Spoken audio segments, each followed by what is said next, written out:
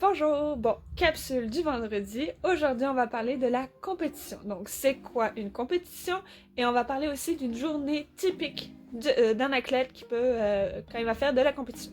Bon, la compétition, c'est quoi en résumé? C'est un événement, ça se passe le week-end, en général, les fins de semaine. Puis, pendant cet événement-là, tu vas mettre en place toutes les techniques que tu vas pouvoir avoir pratiquées au club. Dans les compétitions, tu n'auras pas les mêmes personnes devant toi, donc tu vas avoir des personnes de d'autres clubs, de d'autres régions, mais ça reste que c'est des personnes qui vont avoir le même âge que toi, le même poids aussi. Donc ouais, ça résume pas mal c'est quoi une compétition, donc on va passer à la suite. Bon, les compétitions. Ça commence par une catégorie d'âge. Donc, toutes les personnes sont en catégorie d'âge. Donc, on a les U8, on commence jeune, U10, U12, U14, U16, U18, U21, senior, vétéran et Yam Master aussi à la fin. Donc ça, c'est des catégories qu'on respecte beaucoup. De toute façon, il faut les respecter parce que comme ça, au moins, on est sûr qu'on va voir la même personne de notre âge devant nous. Ensuite, la catégorie d'âge, il y a aussi les catégories de poids. Donc ça, c'est vraiment, les poids sont regroupés. Il y a des catégories, donc c'est sûr qu'il faut que tu fasses ton poids. Donc imaginons moins de 57, il faut que tu sois en moins de 57 kg. Moins de 48, etc. Donc ça nous permet d'avoir les personnes du même poids devant nous pour pas que ça soit trop difficile. C'est sûr que, imaginons, moi je prends un exemple de moi, mes dernières compétitions se sont faites en moins de 57, j'étais une 57 lourde. Ça veut dire que je pesais tout juste 57 kilos. Je pouvais aller en 63, mais si j'allais en moins de 63, j'étais considérée comme une 63 légère. Donc je me retrouvais avec des personnes qui pesaient vraiment 63 kilos, donc c'était un petit peu plus lourd pour moi. Donc c'est pour ça que je restais en moins de 57 kilos. Cet exemple très très simple. Ensuite, on va être les filles avec les garçons. À partir de... En fait, en bas de U8 et U10, c'est des mixtes. Donc, filles et garçons sont mélangés.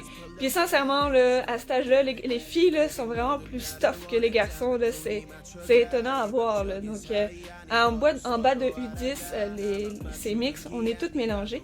À partir de U12, les filles avec les filles, les garçons avec les garçons. Parce que c'est prouvé, un garçon est plus fort qu'une fille. Donc, on les sépare en U12. Et aussi, petit point important dans les compétitions, les ceintures sont mises ensemble aussi. Donc, verte et plus sont ensemble et jaune et orange sont ensemble. On peut commencer une compétition juste au moment où on a notre ceinture jaune. Si on n'a pas notre ceinture jaune, on ne peut pas faire de compétition. Donc, c'est à ce moment-là, c'est pour ça que on regroupe les ceintures moins gradées ensemble parce qu'ils ont moins d'expérience et on va mettre les ceintures vertes et plus ensemble. Parce qu'une ceinture bleue et une ceinture jaune ne vont pas avoir les mêmes techniques. La ceinture verte va avoir plus de techniques en main que la ceinture jaune. Donc on a décidé de les séparer pour que ça soit plus facile pour les ceintures moins gradées. Donc ça fait à peu près le tour de comment on répartit nos athlètes en compétition. Note importante, il y a des compétitions debout et des compétitions au sol.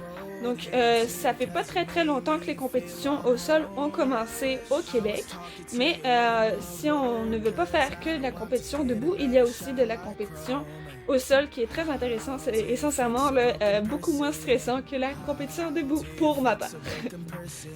Là, tout le monde commence par des compétitions inter-clubs. Donc, juste dans le club, après interzone, puis il y a d'autres, en fait, zone et interzone, il y a plein de niveaux pour se rendre à la fin, c'est international ou continental. Donc, ça, c'est comme le petit parcours que tout athlète peut suivre. En sachant aussi, petit point important, l'arbitrage est sévère et de plus en plus sévère à chaque niveau de compétition. Donc en fonction du niveau de la compétition, l'arbitrage est sévère ou non. Donc c'est normal, c'est tout à fait normal, on a besoin d'avoir des arbitres qui ont de l'expérience dans nos compétitions.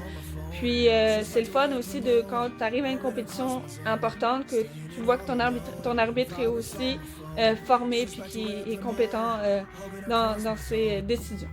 Donc ça, c'était un petit rappel sur les niveaux de compétition. Donc on passe à la suite. Dernière étape, la journée typique de compétition pour une athlète ou un athlète.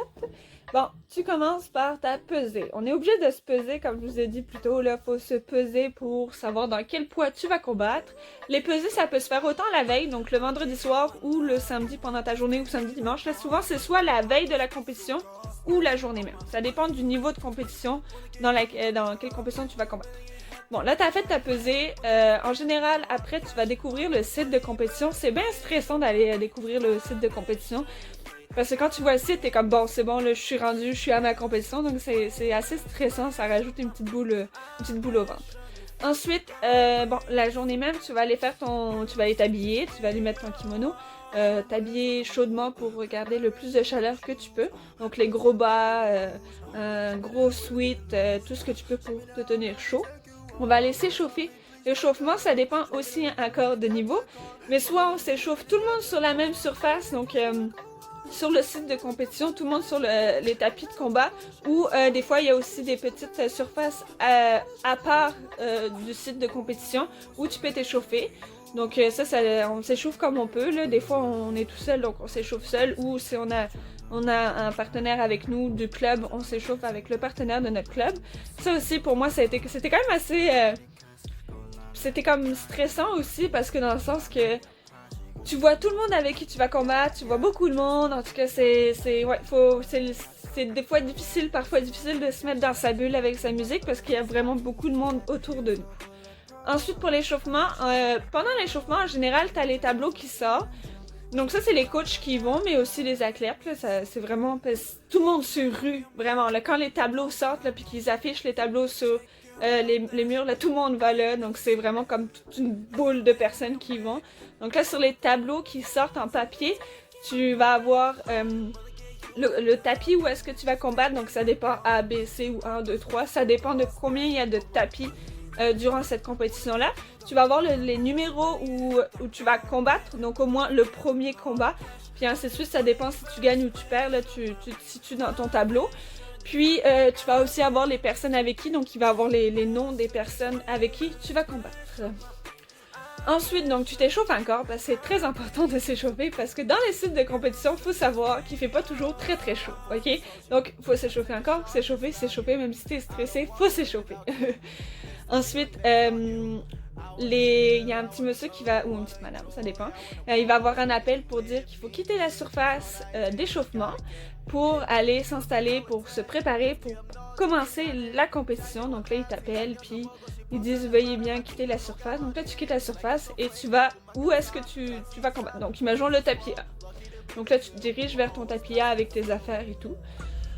Puis là, il faut que t'attends jusqu'à temps qu'on t'appelle. Donc imaginons je suis le A13. Donc là, on va nommer mon nom, Marie-Garance, en préparation pour le prochain combat. Donc tu vas sur ta surface de préparation.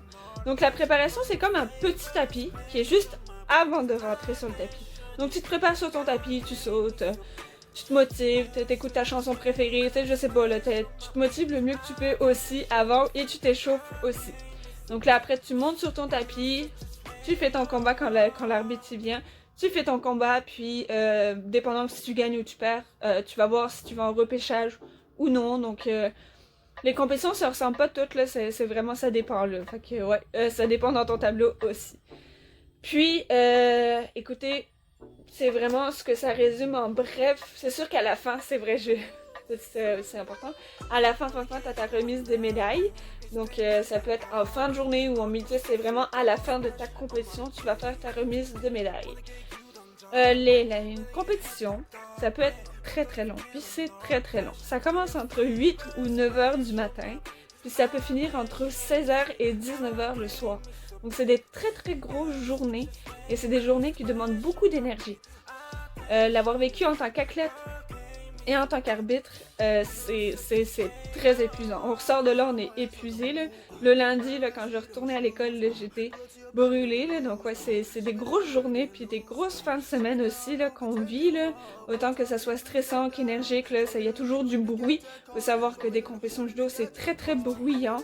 Donc oui, c'est des bonnes fins de semaine qu'on vit quand on fait des compétitions.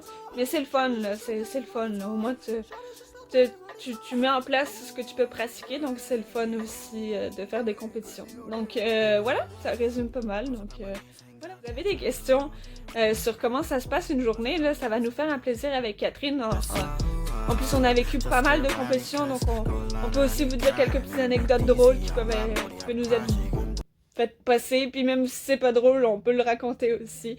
Donc ouais, ça va nous faire un plaisir de répondre à toutes vos questions.